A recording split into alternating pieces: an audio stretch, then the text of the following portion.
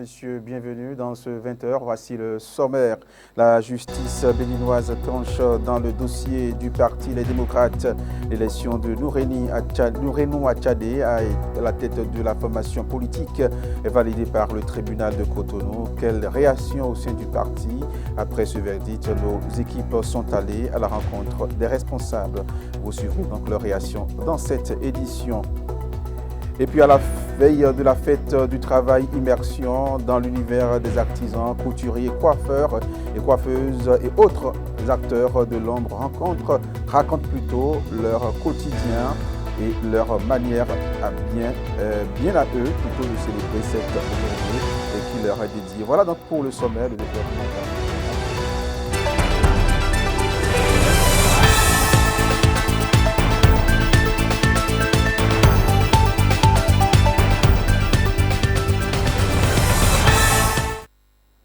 Mesdames, Messieurs, merci et bienvenue au journal. Après des semaines de bataille judiciaire et l'élection de l'ancien député Nourenou Atchadé à la tête du parti politique Les Démocrates a été validée par la justice béninoise.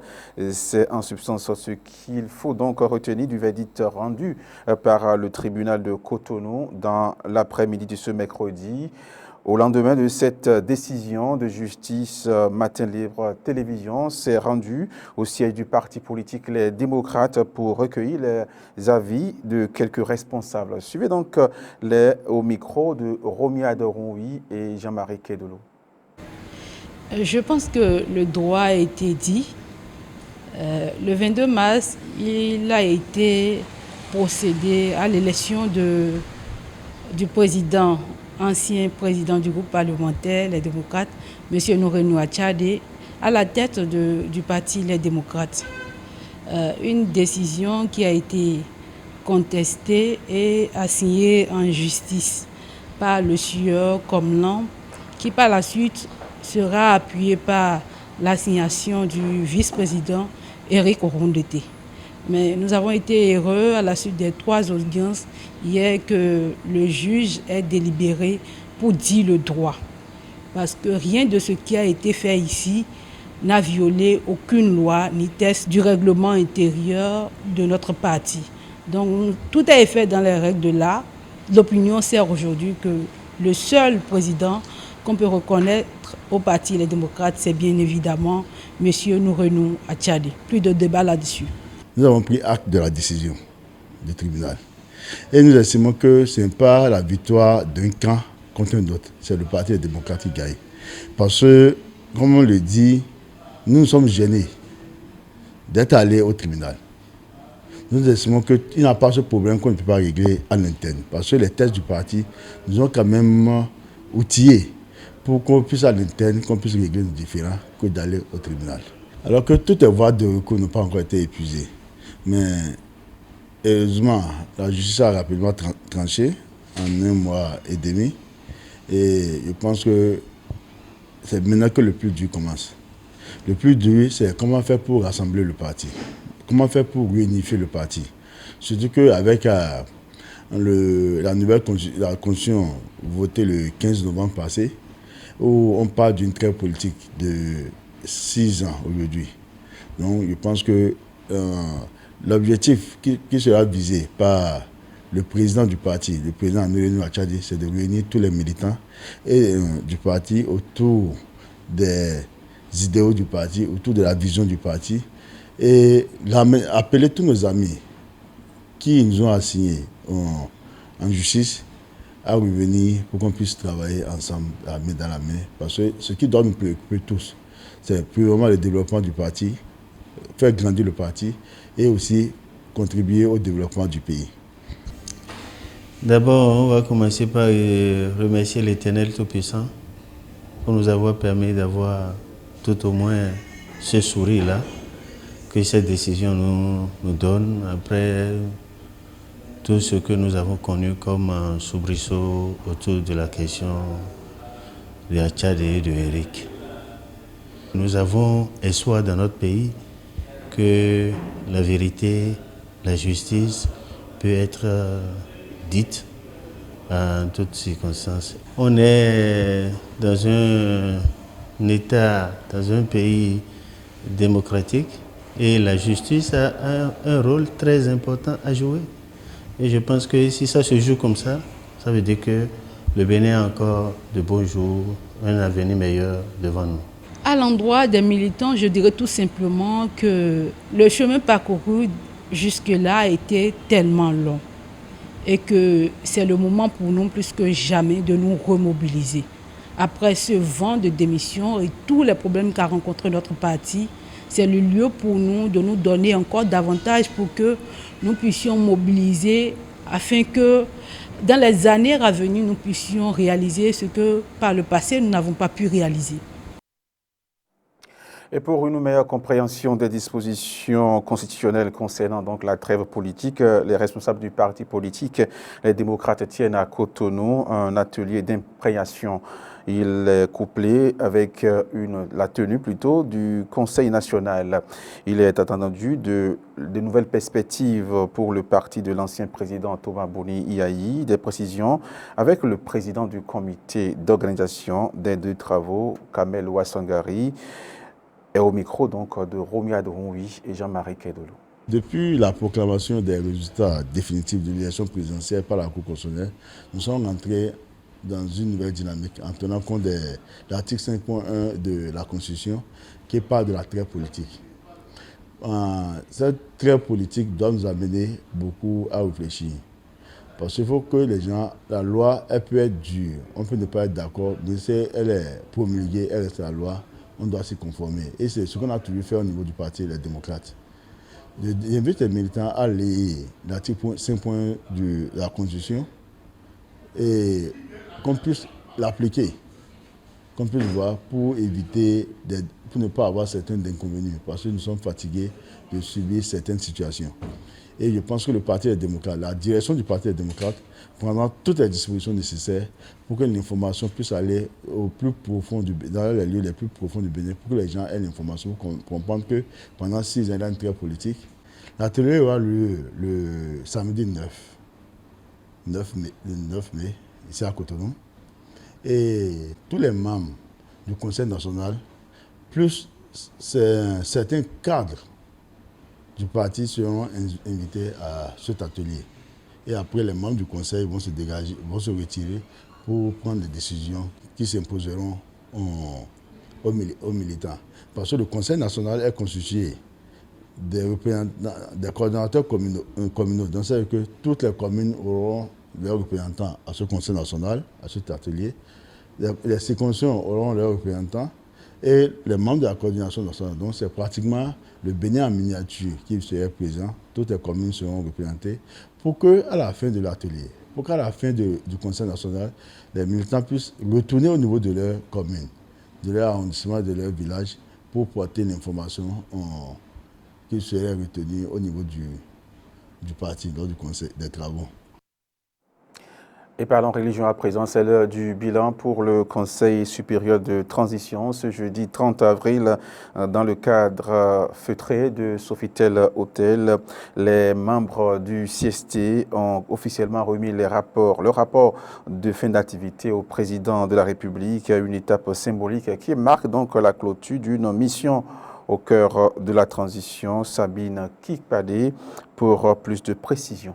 Après plusieurs mois de travaux, de concertation et de décisions stratégiques, le Conseil supérieur de transition CST de l'Église du christianisme céleste dresse le bilan de ses actions. Dans ce document, les grandes orientations, les réformes engagées ainsi que les recommandations pour l'avenir. Face au chef de l'État, les responsables du CST ont salué les avancées enregistrées tout en soulignant les défis qui subsistent. Cette cérémonie solennelle aura également été l'occasion pour le président de la République de rendre hommage à l'engagement des membres du Conseil pour leur contribution à la stabilité institutionnelle et au renforcement du processus démocratique. Avec la remise de ce rapport, le Conseil supérieur de transition tourne ainsi une page importante. Place désormais à l'évaluation des recommandations et à leur mise en œuvre pour consolider les acquis de cette période de travail.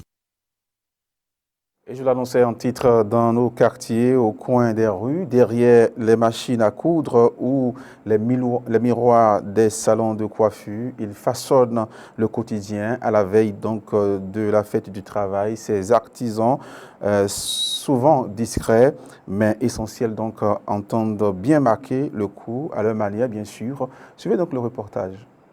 Ils ne font toujours pas la une de l'actualité et pourtant, ils sont au cœur de l'activité économique. Coiffeuses, coiffeurs, couturiers, peintres, mécaniciens, ces artisans font vivre des milliers de familles et participent activement à la dynamique sociale. Dans les ateliers, le travail ne s'arrête presque jamais. Du lever du soleil jusqu'à des heures tardives, ils s'activent pour répondre aux besoins d'une clientèle fidèle, parfois exigeante, mais toujours présente. Janvier wa mi me alonso atole mi no mo tan wo du ya. Surtout mi me ta ele. Janvier wa Noël wa pour les lettres de bois mi de le mi no mo tan. Alonso atole kiki no mo tan. À l'occasion de la fête du travail, célébrée chaque année le 1er mai, ces professionnels entendent sortir de leur routine quotidienne. Pas de grands défilés, ni de manifestations spectaculaires. Demain, c'est la fête du travail. J'aime trop ça parce que ça nous donne du courage. Parce qu'on a marqué un mois pour nous les travailleurs et ça nous fait plaisir. Et ça me fait plaisir aussi. Je suis vraiment content parce que étant artisan, tu dois avoir un jour pour te manifester, pour être en joie. Sincèrement, lors des fêtes là, je suis en joie. Avant, j'avais des amis, des groupes où on fêtait. Mais arrivé un moment, le temps est dû à chacun et puis ça ne passait pas comme avant. Mais on remercie Dieu quand même. Mi me alonso atole mi formé groupe alokpa mi mo WhatsApp ti groupe abi réunion bo mi no yi tout ça là le bo e ko yin ko mi keke ko do mi mo dianté bo tunde mi na si fuzi ku ya sin aporote sogbon yi. Et moi particulièrement, je compte sensibiliser mes apprentis sur l'importance du travail. Je vais les inviter à mieux travailler et à mieux s'occuper de leur travail pour être des patrons demain aussi. Je souhaite une bonne fête à tous les artisans, que Dieu nous comble de joie, que nous accorde longue vie. Ndo kwegbe taunu mi me alonso atole dani mawu e nono mi gudo kaka bo ko no suo on ko po wa mi no po. Je souhaite bonne fête particulièrement à ma patronne qui m'a aidé à prendre soin de mon travail, à me donner le goût de mon travail. Je lui souhaite bonne fête de travail et je lui donne un gros bisou aussi. Pour ces artisans, la fête du travail n'est pas qu'un symbole. C'est une reconnaissance même modeste de leur contribution à la société, une journée pour souffler, échanger, mais aussi pour se projeter. Demain, 1er mai, est férié et chômé, payé plus sur toute l'étendue du territoire national. Ceci en raison de la fête du travail, édition 2026. Les travailleurs sont donc à l'honneur. Pour comprendre l'origine et la pertinence d'une telle journée, nous vous proposons cet élément où le secrétaire général de la Confédération des syndicats autonomes du Bénin nous donne des précisions. C'est signé Romy Adoroui et Toussaint Bossa. Cette journée internationale est entièrement consacrée aux travailleurs, véritables moteurs de l'économie et producteurs de richesses. Au Bénin, cette célébration au fondement noble est vécue avec une ferveur particulière. Elle a été instituée en hommage à des travailleurs aux États-Unis, travaillaient dans les usines de production de divers articles aux États-Unis qui avaient été massacrés par les employeurs parce qu'ils réclamaient leurs droits. Ça fait plusieurs années déjà. Et donc, à un moment donné, les Nations Unies ont instauré cette journée comme étant la journée où on célèbre le travail, où on célèbre le travailleur, où on célèbre le dialogue social, où on célèbre des rapports, disons, de respect mutuel entre acteurs du monde du travail.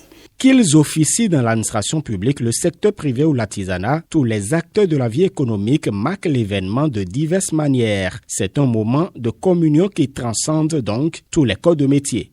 Nous avons été saisis, comme à l'accoutumée, par le ministre de tutelle, le ministre du Travail et de la fonction publique, qui nous a demandé de produire notre cahier de doléances en tant qu'organisation syndicale. Depuis quelques années, on en avait cessé au niveau de la CSA Bénin. Mais cette année, nous avons choisi à nouveau de déposer le cahier. Mais dans le cahier de la CSA Bénin, vous verrez un seul point. Le seul point que nous avons présenté au gouvernement aujourd'hui, c'est celui relatif, disons, au bon fonctionnement des cadres de dialogue social qui existent. Parce que pour nous, c'est le soubassement. À l'instar d'autres organisations et travailleurs, la CSA Bénin préfère mettre à profit ce temps d'arrêt pour mener une réflexion profonde. Nous avons choisi de faire cette année, c'est de nous déporter dans le département du Zou, plus précisément Boycon, où nous allons réunir nos camarades des départements du Zou et alentour, disons pour réfléchir sur une thématique qui concerne la restauration du pouvoir social, pour espérer à nouveau influencer la gouvernance et espérer assurer un développement, disons, inclusif du pays. Nous l'avons couplé avec, disons, une série de jeux de culture, de sport, dont il y aura de la belote, de la pétanque, jeux de dames, jeux de Scrabble. L'objectif reste le même, analyser les conditions de vie et de travail actuelles afin de tracer les signaux d'un épanouissement professionnel durable.